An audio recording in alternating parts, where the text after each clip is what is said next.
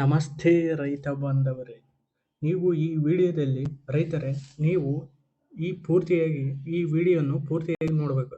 ಎದಕ್ಕಂದ್ರೆ ನೀವು ಈ ವಿಡಿಯೋದಲ್ಲಿ ತಿಳಿದುಕೊಳ್ಳಬೇಕಾದ ವಿಷಯ ಏನಂದ್ರೆ, ಈ ವರ್ಷ ಅಂಕಿಅಂಶ ನೋಡಿದ್ಮೇಲೆ ಇವಾಗ ಈ ವಿಡಿಯೋ ಪೂರ್ತಿ ನೋಡಿದ್ಮೇಲೆ ಯಾವಾಗ ಬೀಜ ಇಟ್ಟರೆ ಉತ್ತಮ ಹಾಗೂ ಯಾವಾಗ ಮೆಣಸಿನಕಾಯಿ ಹರಿದು ಮಾರಿದ್ರೆ ಉತ್ತಮ ಅಂತ ನೀವು ಇವಾಗೇ ತಿಳಿದುಕೊಳ್ಳಬಹುದು. ಸೊ ವಿಡಿಯೋವನ್ನು ಪೂರ್ತಿಯಾಗಿ ನೋಡಿ. ಸೊ ವಿಡಿಯೋ ಸ್ಟಾರ್ಟ್ ಮಾಡೋಣ.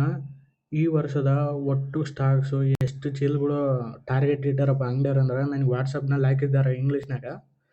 1,30,00,000 ಚೀಲಗಳು ಟಾರ್ಗೆಟ್ ಮಾಡಿದ್ದಾರೆ ಈ ವರ್ಷ.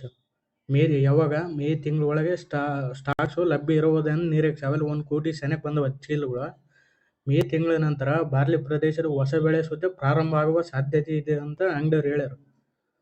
ಇದು ಎದಕ್ಕೆ ಹೇಳಕ್ ಕುಂತಾರಪ್ಪ ಅಂದ್ರೆ, ನಿಮಗೆ ಜಲ್ದಿ ನೀನು ಯಾವಾಗ ಇಟ್ಟು ಯಾವಾಗ ಹರಿದು ನಿಮಗೆ ರೇಟ್ ಜಾಸ್ತಿ ಆಗ್ತಂತ ನಾ ಈ ಮೈಂಡ್ ಸೆಟ್ ಮೇಲೆ ನಿಮಗೆ ಹೇಳಕ್ ಕುಂತೀನಿ.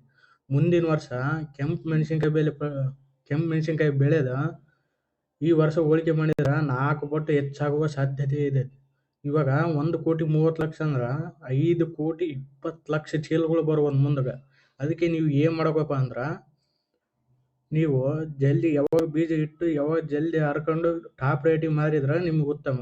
ಇವಾಗ ಯಾವ ಸ್ಟೇಟ್ನಾಗ ಯಾವ್ಯಾವ ರಾಜ್ಯದಾಗ ಎಷ್ಟೆಷ್ಟು ಚೀಲ ಬಂದವು, ಈ 1,30,00,000ನಾಗ ಎಷ್ಟೆಷ್ಟು ಚೀಲಗಳು ಅಂತ ನೋಡೋಣ. ಇದು ರಾಜ್ಯಗಳು ಯಾವಪ್ಪ ಅಂದ್ರೆ 2026 ನಿರೀಕ್ಷಿತ ಕೆಂಪು ಮೆಣಸಿನಕಾಯಿ ಸ್ಟಾಕ್ಸ್ ಮಾಹಿತಿ ಎಲ್ಲಿ ನಡೆದ್ರಪ್ಪ.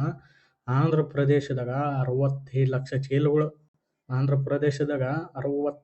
ಚೀಲಗಳು, ತೆಲಂಗಾಣದಾಗ 40,00,000 ಚೀಲಗಳು, ಆಂಧ್ರ ತೆಲಂಗಾಣ ಸೇರಿಸಿದ್ರೆ 1,05,00,000 ಚೀಲಗಳು. ಅದೇ ಮುಂದಿನ ವರ್ಷ 4 ಕೋಟಿ ಆಗತ್ತೆ. 4,20,00,000 ಆಗೋದೈತೆ ಆಂಧ್ರದ ಒಂದೇ. ನೆಕ್ಸ್ಟ್ ಕರ್ನಾಟಕದ 25,00,000 ಚೀಲ ನಿರೀಕ್ಷೆ ಮಾಡ್ಯಾರ ಈ ವರ್ಷ. ಅದೇ ಮುಂದಿನ ವರ್ಷ ಕರ್ನಾಟಕದ 1 ಕೋಟಿ ತಗನ ಚೀಲ ಲೆಕ್ಕ ಇಟ್ಟಾರ. ಸೊ ರೈತ ಬಾಂಧವರೇ, ಈ ವಿಡಿಯೋ ನಿಮ್ಗೆ ಇಷ್ಟವಾದರೆ ಲೈಕ್ ಮಾಡಿ, ಶೇರ್ ಮಾಡಿ, ಸಬ್ಸ್ಕ್ರೈಬ್ ಮಾಡಿ ಹಾಗೂ ನೆಕ್ಸ್ಟ್ ವಿಡಿಯೋ ಸಿಗೋಣ ಅಂತ ಹೇಳ್ತಾ ಬಾಯ್.